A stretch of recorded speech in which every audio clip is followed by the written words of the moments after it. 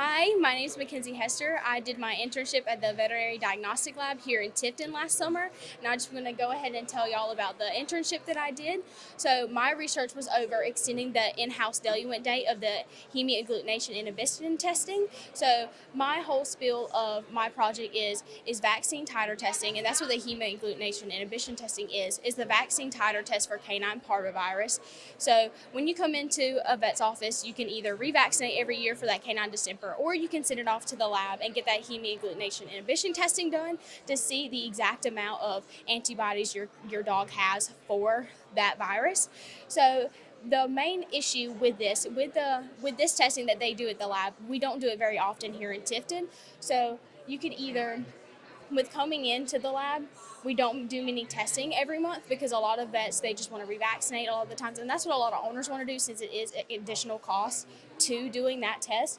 So what I did at the lab, since that test, it has an in-house diluent that they made, and it can be very expensive to make since it has that fetal bovine serum that is added. It's around $1,000, and they have 1 ml within every batch. So every month we make a batch of 1,000 mLs, and it can expire every month.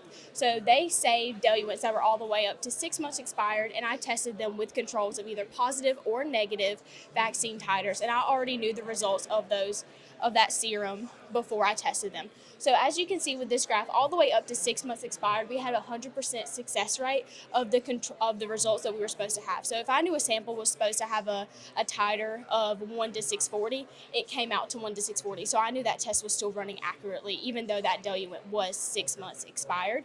And then all the way up, so like April, May, June, 80%, 100%. And that 80% is just human error of just like me messing up the test. This is a little tricky to run this test.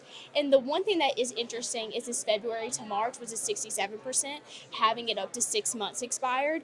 It was because we had a little bit of contamination in the diluent. And when I was running this diluent, I didn't know that. So my mentor kept it like a secret. And she was like, I just wanted to see if it still ran okay. And it didn't. So the only thing about keeping this diluent all the way up to 6 months instead of 1 month in-house is just making sure to keep it contained within a safe place since they don't run this test often. But they were able to extend the diluent day all the way up to 6 months instead of dumping out it every single month.